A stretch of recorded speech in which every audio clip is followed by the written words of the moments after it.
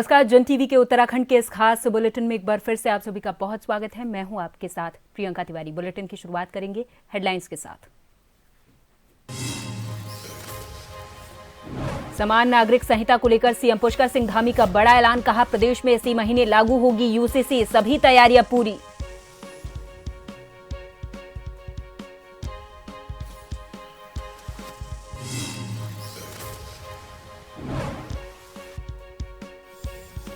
परिवार के साथ समय बिताते दिखे सीएम पुष्कर सिंह धामी। ट्रैकिंग का उठाया लुत्फ। देवभूमि उत्तराखंड आओ का दिया नारा।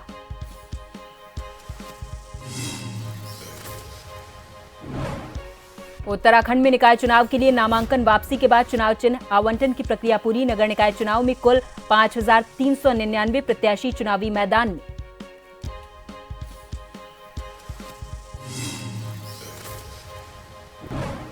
सरकार की फीस माफी के आदेश को रद्द करने के लिए वेलहम स्कूल की दायर याचिका खारिज। कहा, राज्य सरकार को ट्यूशन फीस और अन्य शुल्क माफ करने जैसी आदेश जारी करने का संवैधानिक अधिकार। और उत्तराखंड में ठंड ने छुड़ाई कपकपी। पहाड़ से लेकर मैदानी इलाकों में चल रही सर्द हवाएं, पाला गिरने और कोहरा छाने का पूर्वानुमान।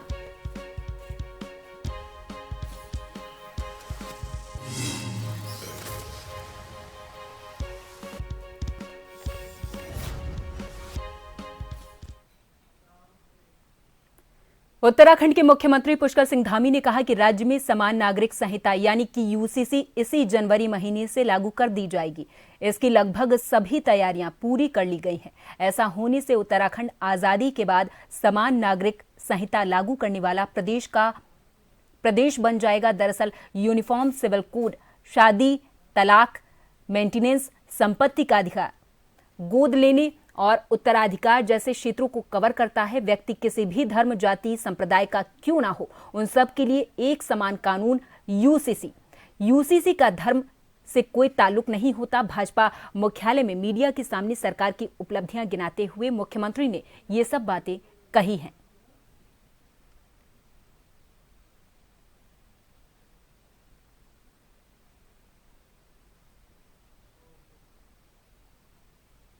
के अंदर अनेक विकास के कामों को आगे बढ़ाया जा रहा है।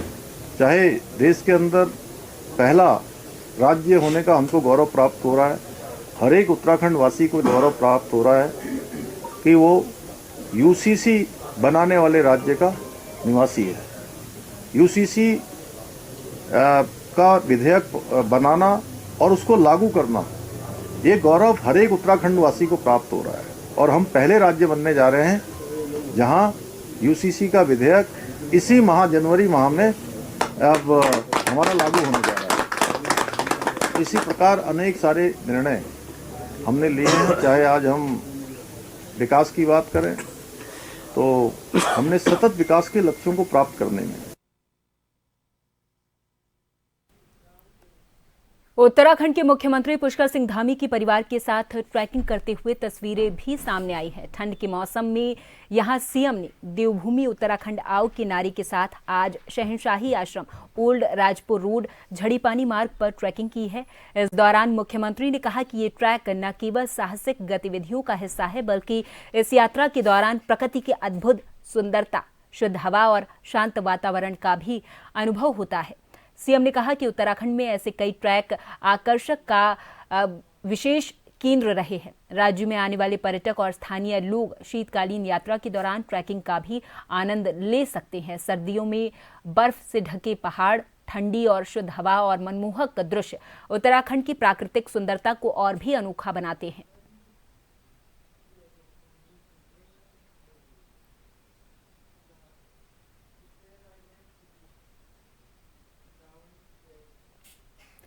उत्तराखंड में निकाय चुनाव के लिए नामांकन वापसी के बाद चुनाव चिन्ह आवंटन की प्रक्रिया पूरी हो चुकी है। नगर निकाय चुनाव में कुल 5,399 प्रत्याशी चुनावी मैदान में हैं। इसमें से नगर प्रमुख, अध्यक्ष पद के लिए 514 प्रत्याशी और सभासद सदस्य के लिए 4,885 प्रत्याशी चुनाव लड़ रहे हैं।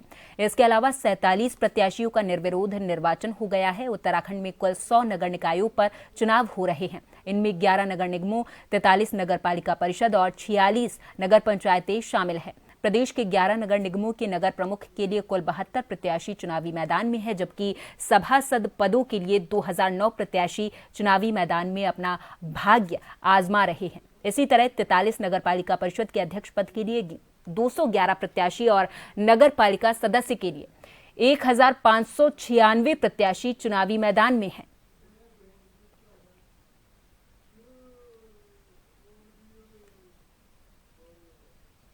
देखिए, बैलेट छपाई का कार्य पूर्ण सुरक्षा मानकों के साथ ही किया जाता है और पूर्ण सुरक्षा के साथ पुलिस प्रोटेक्शन के साथ ही उसका मूवमेंट किया जाता है और निर्वाचन प्रारंभ होने से निर्धारित समय से काफ़ी पहले ही बैलेट जो है अपने यथास्थानों पर पहुंच जाएगा और उसके बाद जो है जब रवानगी होगी हमारी पोलिंग पार्टीज़ की तो उनके पास वो उपलब्ध रहेगा। पर्याप्त संख्या में इस चीज़ को इंश्योर किया जाएगा। नगर पालिका नगर निकाय चुनाव काफी दिलचस्प होने जा रहा। वहीं भाजपा प्रत्याशी किशोर भट्ट ने पार्टी के वरिष्ठ नेताओं के साथ ज्ञानसू तिलोथ क्षेत्र में जनसंपर्क अभियान चलाया। इस दौरान ज्ञानसू क्षेत्र के संपूर्ण आबादी क्षेत्र को सीवर लाइन से जोड़ने और सीवर ट्रीटमेंट प्लांट का उच्चीकरण कराने का वादा भी किया है। वहीं नगर पालिका परिषद बाड़ाहाट में कांग्रेस प्रत्याशी दिनेश गौड़ ने चुनाव प्रचार तेज कर दिया है। इंद्रावती, मेन बाजार, ज्ञानसू। उन्होंने कहा कि गोफियारा इंद्रावती में कहीं भी स्ट्रीट लाइट नहीं लगी हुई है। गोफियारा में भूस्खलन हुआ, जिसको लेकर सरकार के दावे खोखले साबित हो रहे। दूसरी ओर निर्दलीय प्रत्याशी भूपेंद्र चौहान ने बताया कि टॉर्च चुनाव चिन्ह आवंटित होने के बाद चुनाव प्रचार तेज कर दिया गया है। बाराहाट अध्यक्ष पद निर्दलीय प्रत्याशी भूपेंद्र चौहान ने अपना चुनाव प्रचार तेज कर दिया है। शनिवार को भूपेंद्र चौहान ने चुनाव कार्यालय का उद्घाटन किया है। निर्दलीय प्रत्याशी भूपेंद्र चौहान ने कहा कि राष्ट्रीय पार्टी के टिकट देने से कुछ नहीं होने वाला, वोट जनता देती है। मुझे लगता है विगत 10-15 सालों में 15 सालों में उत्तरकाशी की पालिका में कोई काम देख के तो ये लग रहा हुआ ही नहीं है जिस प्रकार से, और हुआ भी है तो बहुत ही निम्न स्तर का हुआ है। और जैसे मैं देख रहा था आज मैं अभी तिलोथ क्षेत्र में हूँ, तो यहाँ मैं देख रहा था कि रास्तों की बहुत बड़ी समस्या है। लाइट जिस प्रकार से होनी चाहिए वो नहीं है। और सबसे बड़ी जो समस्या मुझे देखने में आई, जो मुझे मातृशक्तियों ने सब लोगों ने बताई, सीवर की समस्या, सीवर लाइन की समस्या बहुत बड़ी एक विकट समस्या है। तो मेरा प्रयास रहेगा और मैं आश्वस्त करता हूं सब लोगों को कि आप मुझे वोट के रूप में अपना आशीर्वाद दें।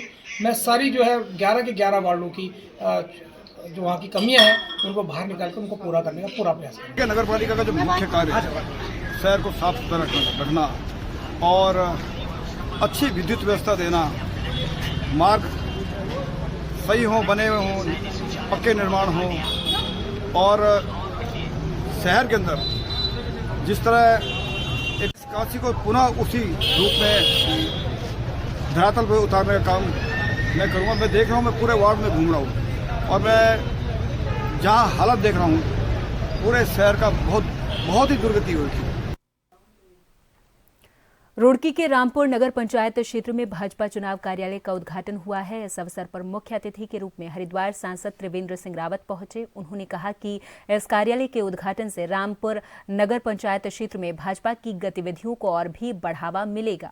सांसद त्रिवेंद्र सिंह रावत ने अपने संबोधन में कहा कि भाजपा की नीतियों और कार्यक्रमों ने देश को मजबूत और समृद्ध बनाने में महत्वपूर्ण योगदान दिया है। उन्होंने कहा कि रामपुर नगर पंचायत क्षेत्र में भाजपा की जीत सुनिश्चित करने के लिए हमें सभी कार्यकर्ताओं को एकजुट होकर काम करना होगा। इस अवसर पर राज्य मंत्री शादाब शम्स ने रामपुर क्षेत्र के निवासियों से भाजपा प्रत्याशी परवेज आलम के पक्ष में मतदान करने की अपील की ताकि रामपुर क्षेत्र का विकास हो सके। चुनाव कोई भी हो, रामपुर का हो या रुड़की का हो, क्योंकि जनता जिन पक्षों को चुनकर भेजती है वो विकास के लिए भेजती है। छोटा परिवार है, कोई बड़ा परिवार अंतर है। ये हमारा रामपुर का जो चुनाव पहली बार चुनाव हो रहा है, हमारे लिए महत्वपूर्ण चुनाव है, यहाँ के लोगों के लिए महत्वपूर्ण चुनाव है। लोग कैसी नींव डालना चाहते हैं, ये नींव डालने का काम हो रहा है। वो कैसी नींव डालना चाहते हैं, उस नींव पर भविष्य की जो रामपुर जो पंचायत है, इसका भविष्य निर्धारित करेगा। भाजपा की बहुत पकड़ है और देखो भाजपा ने अपना काम कर दिया है मुझे चुनाव चिन्ह देकर। अब तो जनता का फैसला और ऊपर वाले का फैसला होगा, वही हमें सर्वमान्य फैसला होगा। फर्क नहीं पड़ता, ये तो जनता डिसाइड करेगी। जनता ही विधायक बनाने वाली है, जनता ही नगर अध्यक्ष चुनेगी। कोई फर्क नहीं पड़ता, विधायक जी हैं तो क्या हो गया, कोई फर्क नहीं पड़ता। जनता का सहयोग चाहिए, उसकी दुआ चाहिए, नहीं कुछ नहीं होगा। अध्यक्ष बनते ही अच्छा काम होगा, तरक्की का काम होगा, स्कूल कॉलेजों का काम होगा, स्वास्थ्य का काम होगा।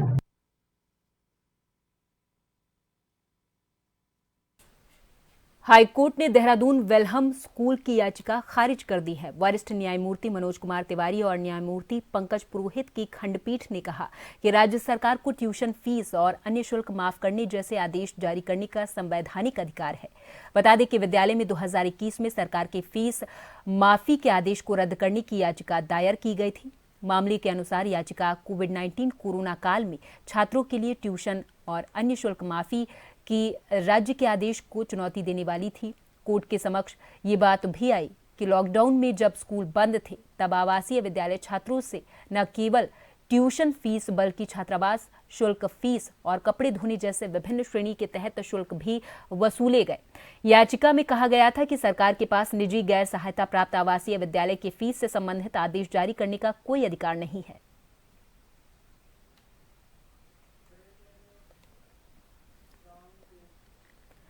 और यहाँ पर वक्त है एक छोटी सी ब्रेक का, फौरन हाजिर होंगे कुछ और खबरों के साथ।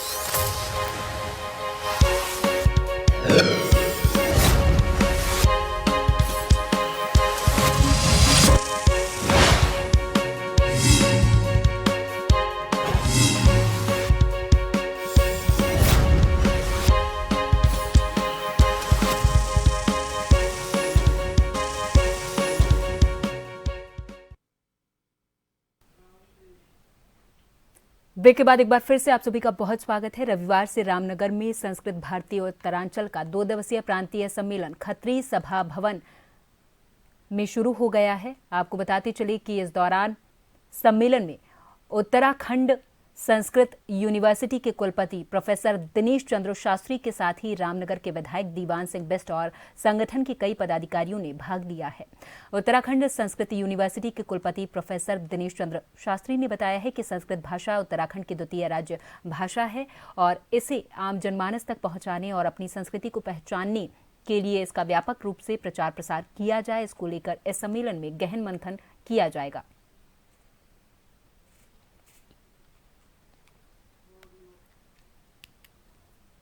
ये संस्कृत भारती उत्तरांचल नाम से हमारा ये संगठन इस क्षेत्र के लिए, उत्तराखंड के लिए, हमारा संस्कृत भारती संगठन 1981 में हम लोगों ने कार्यक्रम कर्नाटक से शुरू किया था। उद्देश्य ये है कि ये संस्कृत भाषा जन भाषा बने और हमारा उत्तराखंड प्रदेश है और इसकी द्वितीय राजभाषा भी संस्कृति ही है। तो संस्कृत आम आदमी की भाषा बन जाए और जब आम आदमी की भाषा बन जाए तो अपनी संस्कृति, अपने संस्कार, अपनी परंपराएं, अपना लोक जो परंपराएं हैं वो सब हम उससे परिचित होंगे। उत्तराखंड में निकाय चुनाव को लेकर चुनाव प्रचार तेज हो गया। वहीं नेताओं का दल बदलने का सिलसिला भी लगातार जारी है। कल कांग्रेस के 3 नेताओं ने राजधानी देहरादून में बीजेपी का दामन थाम लिया है। उनके भाजपा में जाने को लेकर के कांग्रेस के प्रवक्ता शीशपाल सिंह बिष्ट ने कहा कि ऐसे लोगों के पार्टी से जाने पर पार्टी पर कोई फर्क नहीं पड़ेगा। जिन लोगों को पार्टी ने बहुत कुछ दिया उन लोगों ने आज पार्टी की पीठ पर छुरा घोंपने का काम किया है। साथ ही उन्होंने ये भी कहा कि इन नेताओं को देख लेना चाहिए कि कांग्रेस छोड़कर जो लोग भी बीजेपी में गए वो आज बीजेपी में हाशिए पर खड़े हैं।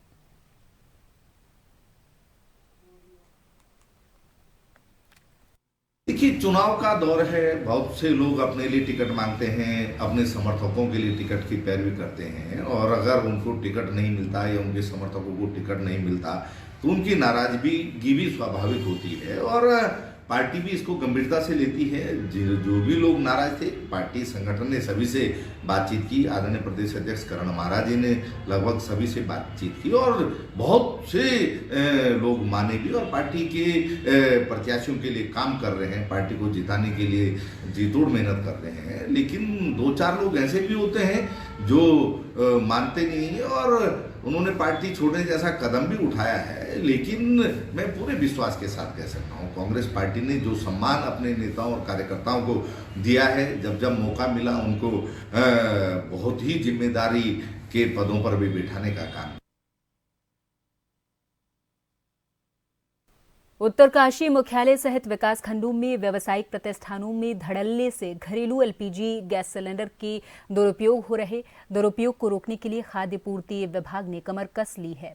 जिला पूर्ति अधिकारी संतोष कुमार भट्ट ने बताया है कि लगातार पूर्ति विभाग के द्वारा छापेमारी की जा रही, वहीं ज्ञानसू, डूंडा, मालती, धरासू तमाम इन जगहों पर छापेमारी की गई है। वहीं पूर्ति अधिकारी संतोष कुमार भट्ट ने बताया है कि 14 सिलेंडर जब्त किए गए और 29,000 रुपए की धनराशि भी जमा की गई है।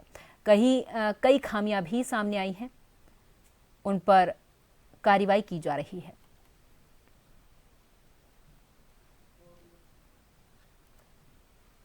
घरेलू गैस के दुरुपयोग को रोकने के लिए लगातार छापेमारी पूर्ति विभाग द्वारा की जा रही है। इसी क्रम में आज धरासू, मातली, डुंडा इस क्षेत्रों में छापेमारी की गई। कुल 14 सिलेंडर जब्त किए गए हैं, जिसमें 29,250 रुपये की पर्सनल राशि भी जमा की गई है। श्रृंगेश्वर गैस एजेंसी के एक लोडर को भी चेक किया गया। लोडर में भी कई खामियां मिली हैं। वर्दी में डिलीवरी मैन नहीं था, तोल कांटा भी उसके बाद उपलब्ध नहीं था, कैश में वो जारी नहीं कर रहा था। तो एजेंसी के विरुद्ध भी आवश्यक कार्रवाई के लिए संबंधित तेल कंपनी को लिखा जाएगा और जिलाधिकारी महोदय द्वारा भी इस संबंध में निर्देशित किया गया है कि संयुक्त टीमें बनाकर पूरे जनपद में इस तरीके की छापेमारी की जाए। तो इसी क्रम में हम निकट भविष्य में जल्दी ही पड़कोट, कुरोला, नौगांव और आसपास के क्षेत्रों में भी छापेमारी अभियान विभाग द्वारा लगातार चलाया जाता रहेगा। देहरादून प्रदेश सरकार ने भिक्षावृत्ति पर रोक लगाने के लिए मुहिम चलाई, जिसके तहत खास तौर पर छोटे बच्चों को इस धंधे से बचाया जाए और उन्हें सभी सुख सुविधाओं और शिक्षा के साथ उन्हें एक आम जीवन जीने के लिए प्रेरित किया जाए। इस मुहिम के तहत कई वाहन इसमें लगाए गए हैं, जिससे भिक्षावृत्ति कर रहे छोटे बच्चों को तत्काल रूप से रेस्क्यू किया जाए और उन्हें सही दिशा दी जाए। इस विषय पर जानकारी देते हुए देहरादून के जिलाधिकारी सविन बंसल ने कहा कि भिक्षावृत्ति कर रहे बच्चों के लिए मुहिम लगातार जारी है और हमारी टीम निरंतर पेट्रोलिंग भी कर रही है। अभी तक 100 बच्चों को रेस्क्यू किया जा चुका है, तो वहीं उनके लिए तमाम व्यवस्थाएं भी की जा रही हैं।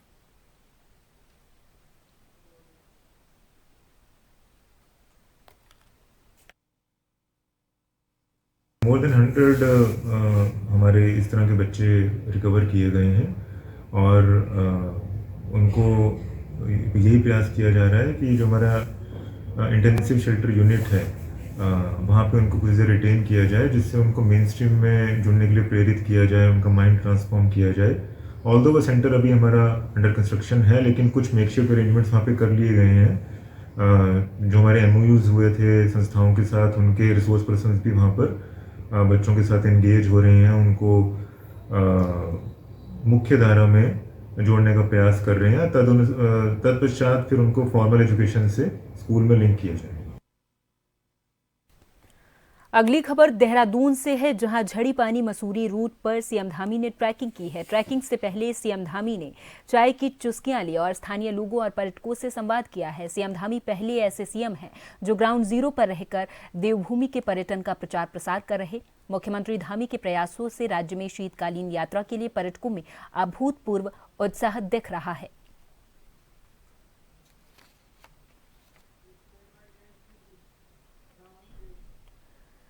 इधर हरिद्वार में कोहरे के कारण सड़क हादसों में तेजी से इजाफा हो रहा। शाम ढलते ही घने कोहरे के कारण हाईवे और अन्य सड़कों पर दृश्यता कम हो जाती है, जिससे दुर्घटनाएं हो रही। इसे देखते हुए SSP प्रमेंद्र सिंह डोभाल ने विशेष सतर्कता बरतने के निर्देश दिए हैं। SSP ने हाईवे पेट्रोलिंग गाड़ियों को अलर्ट मोड पर रखने के आदेश दिए और थाना प्रभारियों को निर्देश दिया है कि हाईवे किनारे खड़े ट्रकों को तुरंत हटवाया जाए ताकि सड़कें सुरक्षित रहें।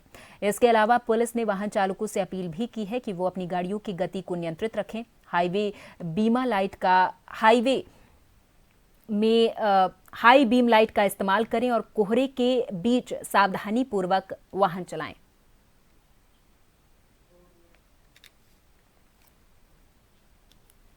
हैं खासकर हमारी जो हाईवे पेट्रोल है उनको हम लोगों ने अलर्ट किया है।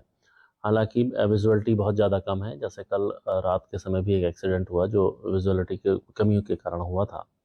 तो हाईवे में एक तो अपनी स्पीड लिमिट को नियंत्रित करना, साथ में जो अनावश्यक जो ट्रक और डंपर साइड में खड़े हो जाते हैं उनको वहाँ से हटाने के लिए संबंधित थाना प्रभारियों को, हाईवे पेट्रोल को हम लोग के द्वारा निर्देशित किया गया है और इसमें व्यक्तिगत इनकी जिम्मेदारी भी तय की गई है कि इस प्रकार के जो भी आवागमन है उसको सुपरविजन में ही संचालित करने की ज़रूरत है। उसके लिए हम लोग कार्रवाई कर रहे हैं। और इसी के साथ इस बुलेटिन में फिलहाल के लिए मेरे साथ बस इतना ही। आप देखते रहें जन टीवी। नमस्कार।